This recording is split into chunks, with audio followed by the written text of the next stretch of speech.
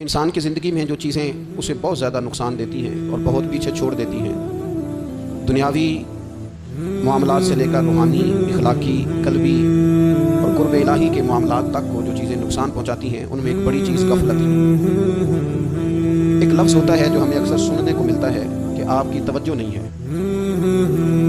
یہ ڈھیر سارے لوگوں کا مطالبہ ہوتا ہے، اہل خانہ بھی مطالبہ کرتے ہیں، کئی موقع پر والدین بھی مطالبہ کرتے ہیں، غرباء بھی مطالبہ کرتے ہیں کہ امیروں کی ہماری طرف توجہ نہیں ہے۔ اور یہ بڑی لازمی سی بات ہے کہ کسی چیز پر جب توجہ رہتی ہے تو وہ چیز بہتر ہو جاتی ہے، اور جب عدم توجہی کا لوگ مظاہرہ کرتے ہیں تو وہ معاملہ خراب ہو جاتا ہے۔ یہ جو عدم توجہ ہے اسی کو غفلت کہتے ہیں، اور جب انسان کے مزاج پر غفلت طاری ہوتی ہے اور غفلت اس پر پوری طرح غلبہ کر لیتی ہے تو پھر اس کی زرخیز زمین کو وہ بنجر کرتی ہے۔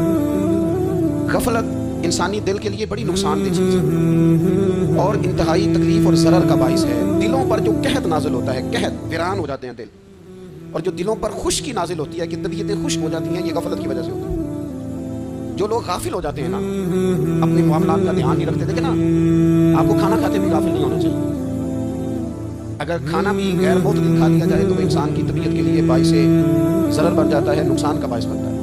بات کرتے ہوئے بھی غافل نہیں ہونا چاہیے، کئی دفعہ جملے ایسے نکل جاتے ہیں جو انسان کے لیے پھر شرمندگی کا باعث بنتا ہے۔ انسان کو غافل ہو کر کوئی کام نہیں کرنا چاہیے، غافل ہو کر، مدہوش اور بے ہوش ہو کر نہیں۔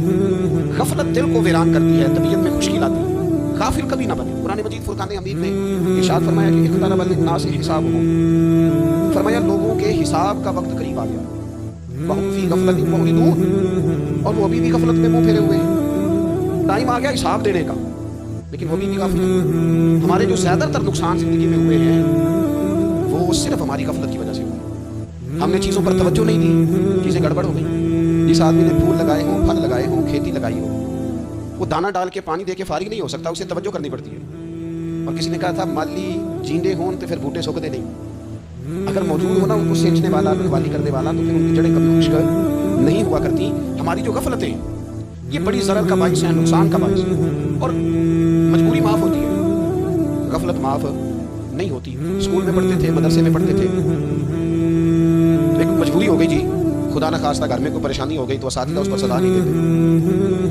کوئی خوشی کا موقع ہے، گھر میں فیملی میں کسی کی شادی ہے، اساتذہ اس پر سزا نہیں دیتے۔ لیکن اگر کبھی پتہ چلتا تھا نا کہ یہ گھر سے تو آیا تھا لیکن مدرسے نہیں آیا، یہ اسکول نہیں آیا، رستے میں غافل ہو گیا، تو یہ بات خوفناک تھی۔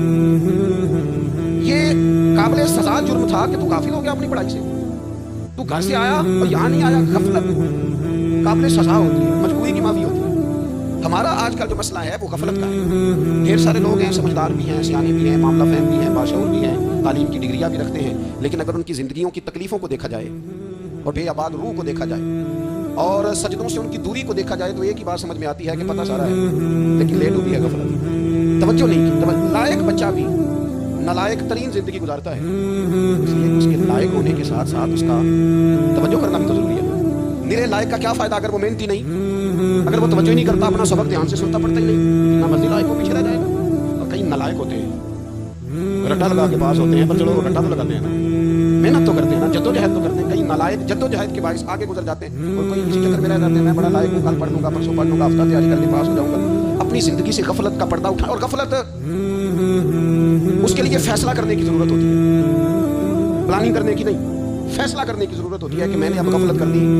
ہم نہ جب بھی کوئی پروگرام بناتے ہیں تو منصوبہ بندی شروع کریں، منصوبہ بندی نہ کریں، فیصلہ کریں، کہیں کہ میں نے غافل نہیں ہونا۔ غفلت گھر کے دنیا کا نام ہے، اپنے آپ کو غفلت سے بچائیں۔ آپ دیکھیں حضرت کعب بن مالک رضی اللہ تعالیٰ عنہ فرماتے ہیں، بخاری میں موجود ہے، فرماتے ہیں کہ جنگ میں میں پیچھے رہ گیا تھا، میرا خیال تھا کل چلا جاؤں گا، گھوڑے اور سواریاں میرے پاس تیز ہیں، مضبوط ہیں، پرسوں چلا جاؤں گا، تیزی سے بھاگ کے میں پہنچ جاؤں گا، میں قافلے کے ساتھ شامل ہو جاؤں گا، لیکن بس تھوڑی سستی ہوگی، ذرا غفلت ہوگی۔ آپ فرماتے ہیں جب سب لوگ چلے گئے حضور علیہ السلام کے ساتھ جہاد میں اور میں پیچھے رہ گیا، تو پھر جب چند دن گزر گئے اور محبوب کے واپس آنے کا ٹائم ہو گیا تو اب میں غور کرتا سمجھتا تو مجھے مدینے میں یہاں بزدل لوگ نظر آتے، اور کون نظر آتے؟ جو منافق تھے، وہ منافق بزدل دکھائی دیتے، یا مجھے عورتیں بچے دکھائی دیتے۔ میں پریشان ہوا، حضور واپس آ گئے۔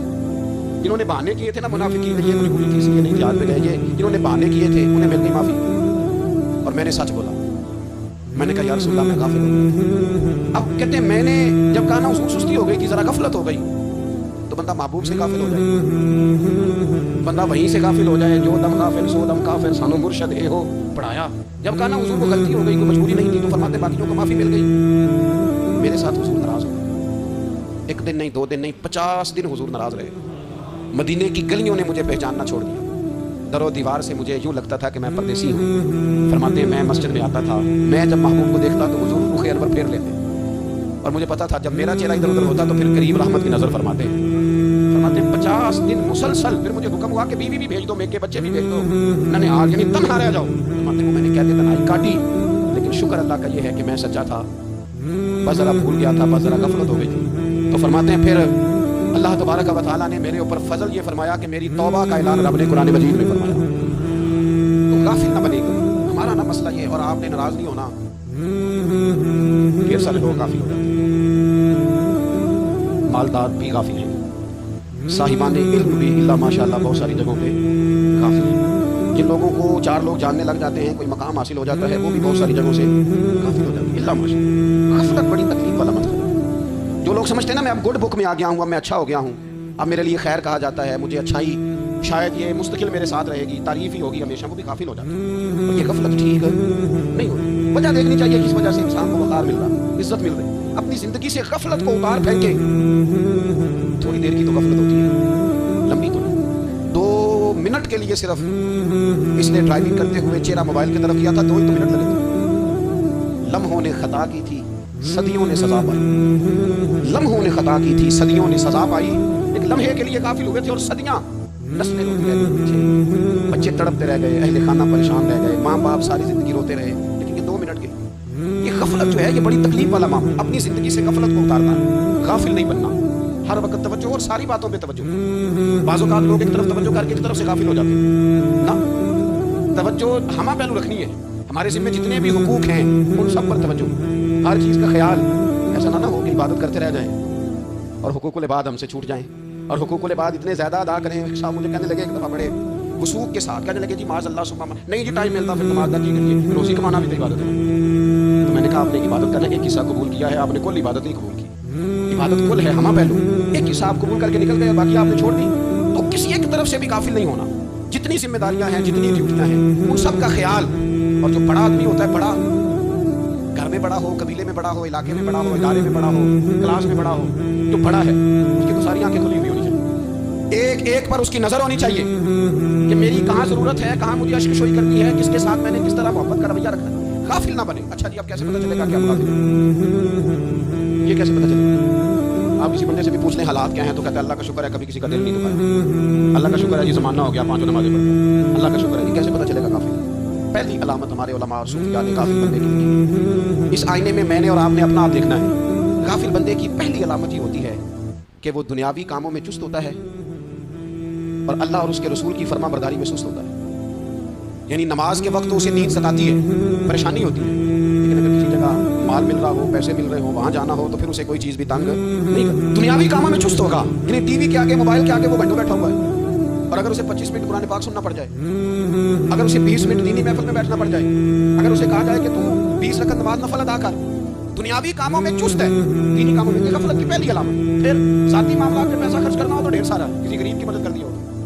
ہمارے ایک دوست ہیں وہ اکثر کہا کرتے ہیں، وہ کہتے ہیں آج کل کسی سے کہنا فلائی کام میں، دینی کام میں، کسی کی مدد میں کچھ 4 پیسے خرچ کرنے ہیں تو لوگ کہتے ہیں ہاتھ تانگ ہے. ہاں کوئی سستا پلاٹ ملتا ہونا، اور اگر یہ سمجھ آ جائے کہ وہ مجبور ہے بیچارہ بیچنے والا تو پھر کہتے ہیں میں 2-3 دوستوں کو پھاڑ لیتا ہوں. ذاتی کاموں میں جب بندہ چست ہو اور دینی کاموں میں سست ہو تو مطلب یہ ہے کہ بندہ غافل ہے.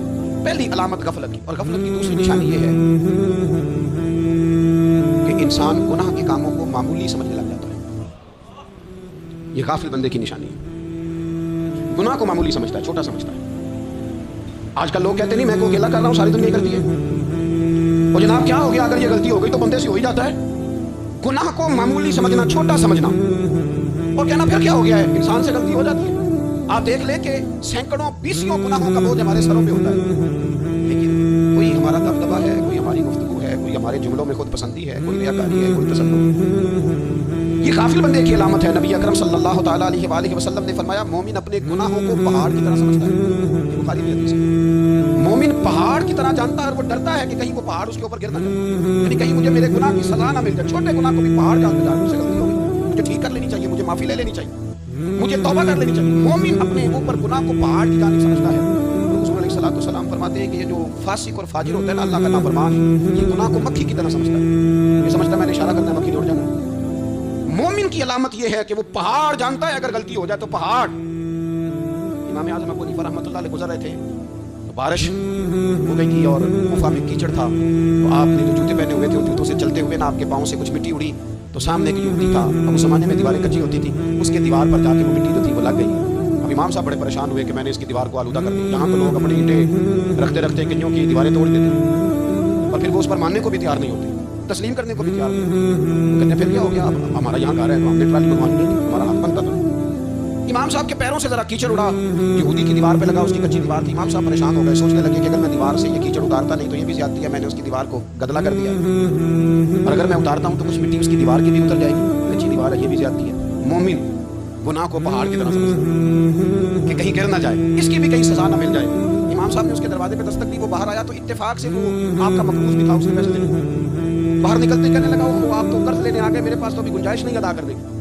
तो इमाम साहब कहने लगे तू कर्ज छोड़, वो मैंने माफ किया, मेरे से गलती हो गई है, मैं आ रहा था, लकड़ी के जूते उस जमाने में खड़ाओं लोगों ने पहने होते थे, कहा वो मेरे पैरों से जरा कीचड़ उड़ा है, तेरी दीवार पे लग गया। अब मैं बड़ी देर से खड़ा सोच रहा हूँ कि अगर मैं तेरी दीवार साफ ना करूँ तो मैंने ये मैली कर दी, गदली कर दी, ये भी बात दुरुस्त नहीं है, ज्यादती है। अगर मैं इसे साफ करता हूँ कच्ची दीवार से कुछ मिट्टी उतर जाएगी तो ये भी ज्यादती है। अब तू बता मैं क्या करूँ। तो बेमौसमा फल था ना ये, तो बेमौसमा फल देख के बंदा हैरान हो जाता है, जो बातें रूटीन में ना हो रही हो वो जरा अनोखी लगती है, बंदा हैरान हो गया। गौर से इमाम साहब का चेहरा देखने लगा, गौर से चेहरा देखने लगा, थोड़ी देर सोचने के बाद कहने लगा हुजूर पहले मैंने दीन इस्लाम के बारे में पढ़ा और सुना था, आज मैंने दीन देखा है। पहले मैंने सुना था कि दीन इस्लाम इस तरह का है, आज मैंने दीन है। हम ना पूरी दुनिया के काफिरों को दीन सुनाना चाहते हैं, दिखाना नहीं चाहते। हम नेक नजर आना चाहते हैं, नेक बनना नहीं चाहते। हम नेक नजर आना चाहते हैं, नतीजा क्या निकलता है कि कुछ अरसे के बाद पता चल जाता है बंदा किस लेवल का नेक है, क्या मेयार है इसकी नेकियों का। कहने लगा हुजूर पहले मैंने दीन सुना था, आज देखा है। आप वो मिट्टी की दीवार पर जो कीचड़ लग गया है, दीवार को बाद में साफ कीजिएगा, पहले कलमा पढ़ाएं ताकि मेरे अंदर का कुफर साफ हो जाए, मुझे मुसलमान कर। तो गाफिल आदमी जो होता है ना वो फिर तीसरी बात, जब बंदा बहुत ज्यादा गाफिल हो जाता है फिर एलानिया गुनाह करने लगता है। एक गुनाह फिर उसका इजहार गुनाह। एक बंदा इसी बात में आता है कि बंदा रात को कोई गलती करता है, अल्लाह ताला उसमें पर्दा डाल देता है, लेकिन वो सवेरे खुद लोगों को बताता फिरता है मैंने ये किया, मैंने ये किया। जब आप इजहार गुनाह करते हैं ना तो सामने वाला भी दलेर होता है, कहते हैं इसने किया मैं कर लूंगा तो फिर क्या हुआ। हमारे उलमा ने लिखा है किसी की नमाज कज़ा हो जाए तो किसी को बताए ना, कज़ा पढ़ डाले, उसका जगह जगह जिक्र ना करें। जब आप कहेंगे ना मेरी कज़ा हो गई तो आपके साथ रहने वाला बच्चा दोस्त समझेगा यार इसकी कज़ा हो गई तो मेरी भी हो जाएगी तो क्या होगा। गुनाह करना भी गुनाह है और गुनाह का इजहार भी गुनाह है। नबी अकरम सल्लल्लाहु ताला अलैहि वसल्लम ने इरशाद फरमाया मेरी सारी उम्मत को माफी मिल जाएगी सिवाय उन लोगों के जो एलानिया गुनाह करते हैं। ये बुखारी मुस्लिम दोनों में हदीस है, जो एलानिया गुनाह, जिन्होंने खुद सारी दुनिया को गवाह बना लिया, मैंने ये भी जुर्म किया, ये भी किया, ये भी किया, ये भी किया, खुद उन्होंने लोगों के। बहुत बड़े गाफिल आदमी की अलामत है कि गुनाह करे और फिर ऊपर से एलानिया गुनाह करे, इतना बड़ा जुर्म करे। फिर चौथी अलामत अगर हम देखना चाहें, हम गाफिल तो नहीं, तो गाफिल बंदे की चौथी अलामत ये होती है कि वो फजूल कामों में वक्त बड़ा जाया करता है। फजूल याद में इधर बैठे हैं उधर बैठे हैं, यहाँ गपशप हो रही है, वहाँ मोबाइल देखा जा रहा है, फिर कुछ टाइम मिला है तो फिर कहीं दूर दराज किसी होटल में खाना खाने चले गए, फिर कुछ टाइम मिला तो चलो निकलते हैं जरा कोई हफ्ता सैर कर आते हैं, यहाँ गपशप है, फलां को डिस्कस कर लेते हैं, फलां के बारे में बात कर लेते हैं, सियासी तबसरे कर लेते हैं, ये थोड़ी गुफ्तगू हो जाती है, चले मोहल्लेदारों पे तबसरा शुरू करते हैं, कौन रोटी ज्यादा खा रहा है और किसके पास पैसे ज्यादा आ गए, चलो जाके पता करते हैं। हालांकि ये पता नहीं करना चाहिए था, पता तो उसका करना चाहिए था जो बेचारा कल से भूखा है। खबर तो उसकी रखनी चाहिए थी जिस बेचारे के घर में बच्चों के लिए पहनने को कपड़े मौजूद नहीं है, उस पर तबसरा ये करते हैं कि ये मेहनत क्यों नहीं करते। और अगर किसी पर अल्लाह अता कर दे फिर हिसाब जरूर लगाते हैं कि जरा मालूमात करो ये इतनी जल्दी आगे कैसे निकल। गाफिल बंदे की अलामत है वक्त का जाया कर और फजूल कामों में जाया कर और बिला वजह जाया, और ऐसे सवालात करना जिनकी जरूरत ही कोई नहीं, बिल्कुल जरूरत ही नहीं, कोई मतलब ही नहीं। लेकिन हम लोग वक्त जाया किया, गफलत की अलामत, गफलत। अल्लाह वालों की अलामत क्या थी, एक बात उन्होंने जिंदगी में ले ली, सीख ली, फिर सारी जिंदगी उसी पे गुजार। उनका इरादा था ना कशकोर सीधा किया। कुछ लोग सारी जिंदगी लेक्चर को पूछ ले लेके सुन सुन के फिर भी समझने को तैयार है, ये गाफिल दिल की अलामत है। इसलिए नबी पाक सल्लल्लाहु ताला अलैहि वसल्लम ने फरमाया दो नेमतें ऐसी हैं जिनमें अक्सर लोग गफलत में, एक सेहत और दूसरी फरागत। लोग बिला वजह वक्त जाया करते हैं। अल्लाह ने सेहत दी है किसी खैर के काम में, अगर आपके पास फारी वक्त है तो कुरान पाक को याद करें, तर्जुमा और तफसीर से पढ़ें, महबूब पाक अलैहि सलाम की हदीस को याद करें, अल्लाह वालों की बातें सुनें। वक्त मिले तो इबादत में लगाएं, नवाफल में लगाएं, तिलावत में लगाएं।